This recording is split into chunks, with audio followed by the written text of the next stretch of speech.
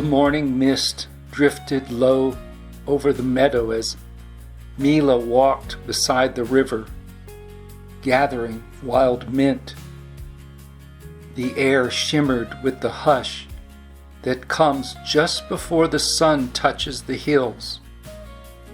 And then she heard hurried footsteps and a voice calling her name. Sati appeared through the reeds, breathless, her eyes wet. "He's gone again," she said. "He doesn't answer. He doesn't care. What did I do wrong?" The words poured out like floodwater, with worry, memory, the ache of wanting to be understood. Mila listened without interruption. The river beside them swelled and whispered, as if echoing the rhythm of Sati's pulse. When the torrent of words slowed, Mila said softly, "Before you speak again, can you feel the ground under your feet?"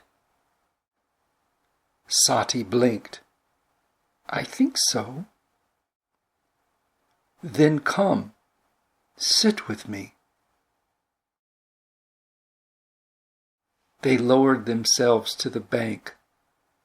The water slid by, patient, unhurried. And Mila placed her paw over her own belly. "There are two rivers," she said. "One outside us that carries the world, and one inside that carries our breath.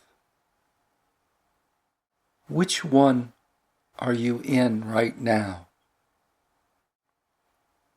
Sati closed her eyes. "The noisy one," she whispered. Mila smiled. "Yes, we all begin there." She waited, letting the silence widen until only the sound of the water remained. "Listen again. Beneath the noise is another current. Can you hear it?" Sati's breathing deepened. The tightness in her chest began to soften. And for a while, neither of them spoke.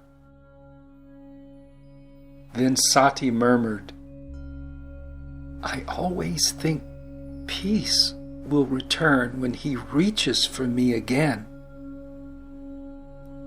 Mila turned a smooth stone in her paw. The river does not ask the mountain to flow. It simply moves as it must. When you find your own current, you will not need anyone to stir it for you. At that moment, tears welled in Sati's eyes. "But I'm afraid of being alone." The fear fades when you learn to hold yourself as gently as you wish to be held, said Mila. Love is not a place to rest your fear. It is a space to share your stillness. The river shimmered with sunlight, and Sati felt the warmth enter her hands, her belly, her throat, the same places that once trembled with panic. And she exhaled slowly, and for the first time, the story in her mind loosened its grip. Mila rose, brushing the grass from her fur. "When the story returns, come back here," she said. "Sit by the river and breathe until the quieter one inside you begins to flow again.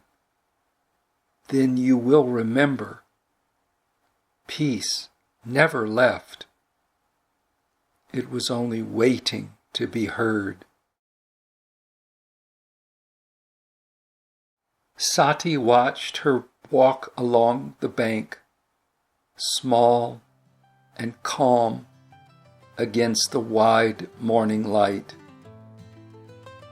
The two rivers, inner and outer, moved together in her awareness, and somewhere in that shared rhythm, she finally felt whole.